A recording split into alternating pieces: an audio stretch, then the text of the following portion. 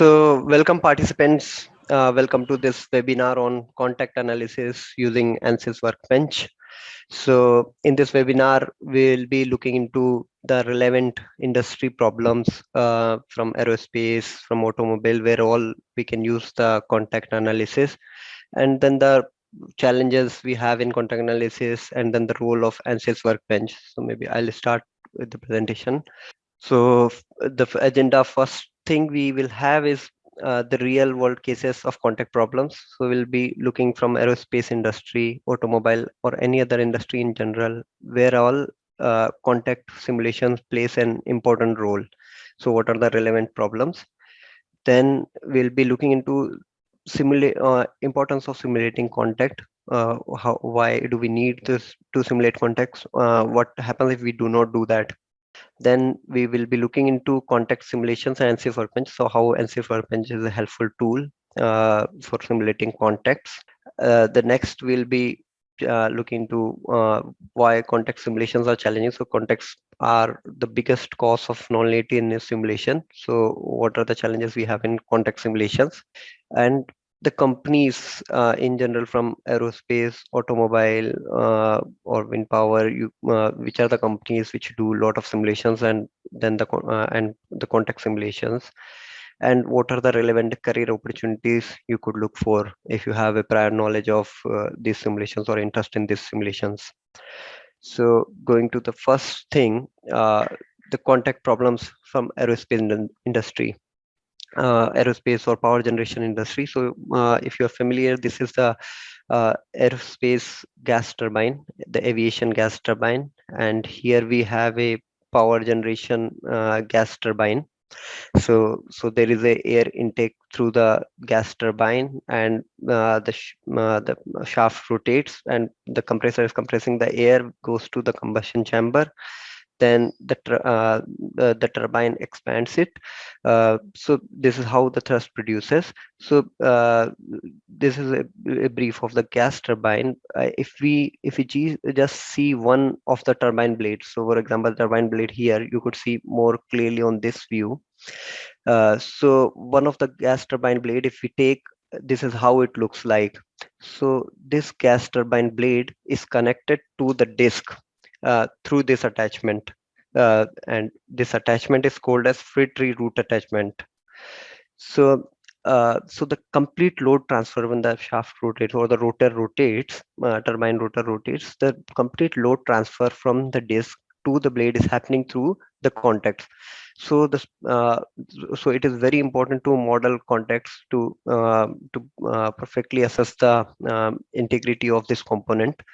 So the contact is inherent part of this simulation, and the complete load transfer is relied on the contact analysis here. So my major experience actually lies in aerospace or power generation industries. So I have been working mostly on these blades, components, and vanes. And then we have it's just not the gas turbine blades and vanes. We also have a lot of casing components which have contacts like interference fits. So interference fits you could model through contact analysis. Then we have clearance fits, which you can model through contact analysis. And you have combustion chamber, so you would have lot of thermal contacts here. So there are a lot of components in this machine which are in contact with each other, or there are gears, bearings. Also from the aviation industry, if we see example, we could also see an example of composite material. So in composite material, we have different laminas, and between each lamina we define contacts to accurately model the load transfer behavior. So yeah, so this is from the aerospace industry, you could see. Now if I go to automobile industry, so here is the wheel of our vehicle, and then this is the disc brake. So how the disc brake arrangement works: when you press the brake lever, there is a fluid which exerts a pressure on the brake pads, and the brake pads comes in contact with the disc to stop its rotation. So this is also a contact problem, because the complete load transfer is happening through the contact uh, through the contacts. Now if we also see the transmission system of your vehicle, so when we change the gears, we press the clutch lever. When you press the clutch lever, the clutch plates get disengaged, and then you can change the gear. So complete load transfer in the transmission system depends on the clutch plate, and this is also a contact problem because the load transfer is happening through the friction. So these are some examples from automobile industries, and then we also have example of IC engines. So we model IC engine piston rod, and when you are analyzing the IC engine components, you will be having a lot of contact modeling. Then in automobile industries, we have modelings like crash test simulation or crash simulations. This is a kind of explicit dynamics analysis, so wherein you model a lot of contact to simulate the crash of the behavior. So these are kind of regulatory requirements which you have to comply for, and then all these simulations for simulating this behavior, you have to perfectly model the contact behavior. So if we go to any other industry in general, not just automobile or aerospace, if we talk any other industries, we would see gears present everywhere, bearings, bolt and nut combinations. So in gear, when the one gear is rotating, the torque from one gear is getting transferred to other gear through the gear tools. So we do lot of modeling of the gear tooth contacts. So, so you have to accurately model this behavior so that you perfectly assess the gear tooth stresses, so that if even if one tooth fails something, the complete gear behavior changes. So to assess the integrity of this components, context analysis plays a major role. Then we have bearings. So again, the load transfer happening through the ball. So this is a ball bearing. So through the balls of this bearing, and then again it is happening through the contact. So here also we say the contact plays a significant role. Then we have bolt and nut. So between two plates, if you put bolt and nut, so again the contact modeling is very important for these problems, to even assess the integrity of bolt or even the joints where you are placing bolt and nuts. So these are all the problems where we see that contact plays a significant role. Now we come to importance of simulating contact. So why do we need to simulate contact, first of all? So in real world, if you see, we are going to the machine. So if we have all the machines, the gas turbine I've shown you, or the brake mechanism, or even the automobile gears. So we want to make our machines modular means we want to so the fir tree root attachment I've shown you. Why did we make it a fir tree? Because if one blade fails, we just can replace the one blade. We don't have to replace the complete blade and disc attachment. So you want to make a design so simple, or so that you can take advantage, like if one component fails, you can just replace that one component. So if you make the design modular, or keep on increasing the modularity of that design, then you will have lot of contacts in the design, or the load transfer is happening through the contact. So the simulations become important there. And so let us see this example. Here is the ball which travels with velocity v towards the plate. If you model contact, what happens? The ball travels down, and it hits the plate.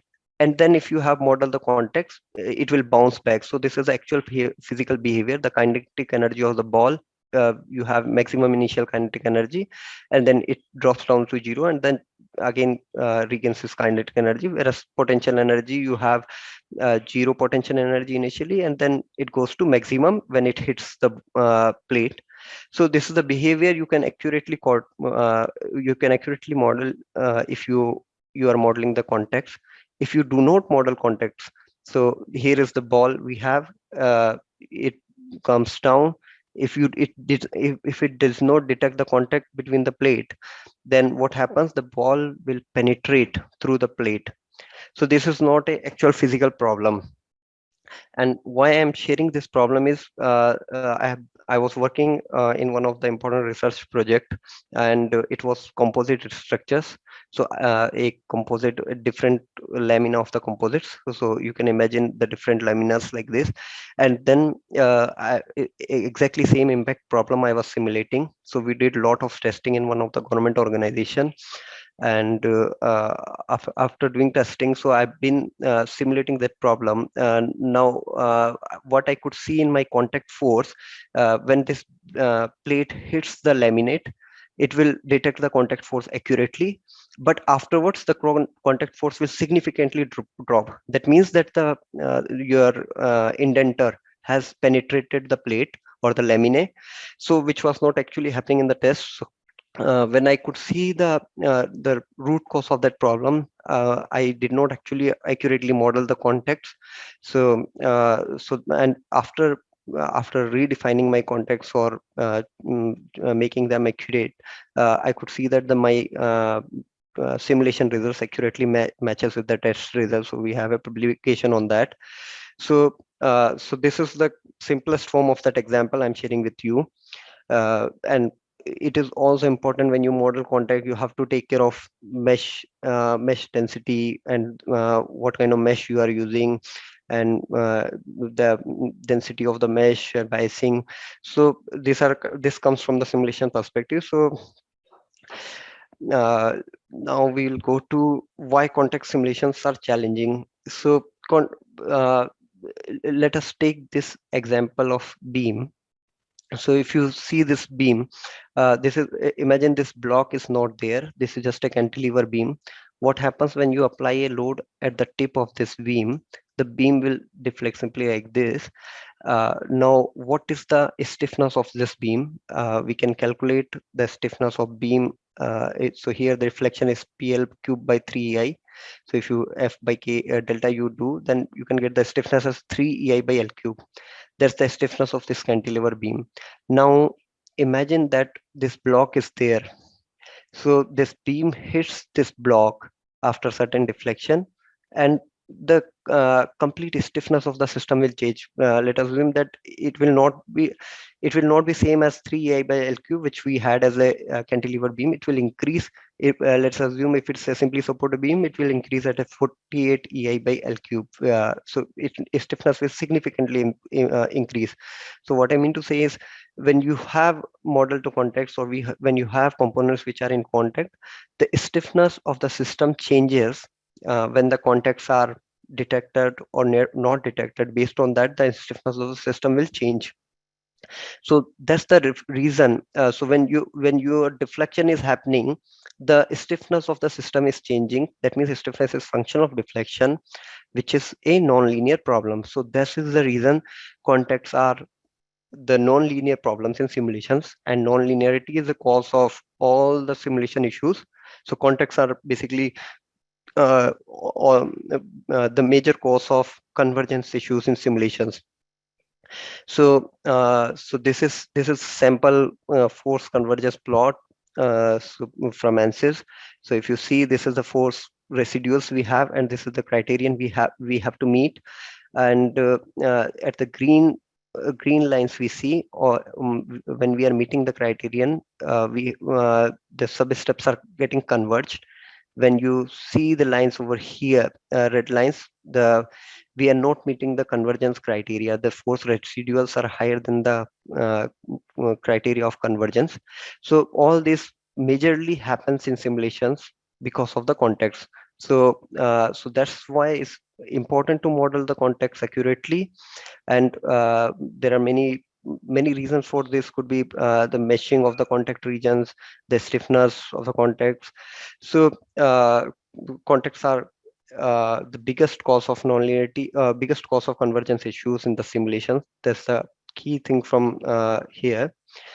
Now if you look into Ansys Workbench and context simulation. So Ansys Workbench is an industry-wide used commercial software. So in aviation industry, power industries, and even in automobile industries, you would see that it's widely used commercial software because it is actually simple to use, and we have relevant contact algorithms and functionalities in Ansys Workbench. If you see, the structures is really simple. Means there is a tree kind of structures. You can define the geometry, materials, contacts, and it's kind of easy. There is a sample here is a sample gear tooth simulation where we have modeled the gear tooth contacts. So so this is the reason, because of simplicity of Ansys Workbench, and you could even write your own macros or commands in Ansys Workbench to kind of do lot of repetitive work. Uh, then we have companies which uses contact simulations. So so these are all some of the industries I have looked into, or listed the companies where you could significantly find the contact simulations being used. Uh, so from aerospace industry, if you see GE Aviation, Rolls-Royce, Pratt& and Whitney, Safran, these are the major engine manufacturers which uses contact simulations for gas turbine components like the blade and disc, vanes, casing, and the rotor simulations. Then we have Airbus, UTC Aerospace, the kind of airframers, Boeing, Airbus. So they use contact simulations for airframe components. Then we have UTC Aerospace, first this kind of service industries. They also have a lot of airspace and automobile simulations. And contact light are the inherent part of those simulations. Then we have power generation industries, GE Power, Mitsubishi, Siemens. So here I've shown you the industrial gas turbines. So again, blades, vanes, uh, and the casing components. Interference phase, clearance phase, all those contact simulations. These companies does a lot of those simulations. Then we have wind turbines. Siemens Gamesa, Element Power, they do simulations on the wind turbine blades. So yeah, contact simulations on the wind turbine blades. Then we have automobile. From automobile, we have General Motors, Hero Motorcorp, Volvo, Delphi. They do a lot of automobile crash simulations. So all the simulations we actually do for the regulatory requirements. So for example, there is a regulatory requirement to qualify your aviation gas turbine for fan blade out. And fan blade out is like when one of the blade leaves the rotor and hits the casing, what happens to the casing, whether it can contain it or not. So these are the major contact simulations and the regulatory requirements we have to qualify for.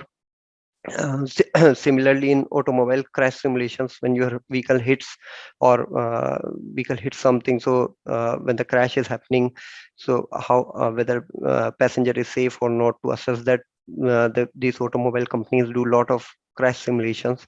So contact are important part of these simulations. Then even smartphone industries started using, or actually a lot of industries use simulations. Smartphone industry started using these simulations for mobile drop tests.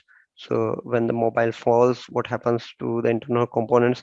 So these are kind of crash simulations you can do through contact analysis.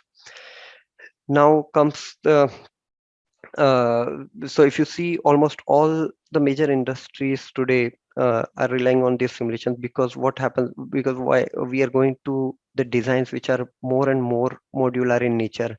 So I gave you an example of blade and disc. So we are making a field tree attachment, because if one blade fails, we can easily replace one component. So that's the reason we need to simulate this context accurately. Then you have automobile industries which uses these simulations for crash, uh, transmission system analysis, the engine components. Then even the smartphone industries today started using these simulations for the mobile drop test, impact simulations. You have contact simulations in airframes, like the composite simulations I talked about. So almost all the industries are relying on these simulations. Then the career opportunities. So if you see, all the industries today use these simulations. So if you check the lot of job descriptions for many of the companies, you would find that contact modeling is an important part of those simulations, or a prerequisite for those such openings. So for openings like simulation engineer, analysis, R&D engineers, so contact modeling and the prior knowledge of Ansys Workbench plays a significant role. Then if you are interested to work even for CAE tool development companies like Ansys Software Private Limited, they require pre-knowledge of contact and Ansys Workbench skill set.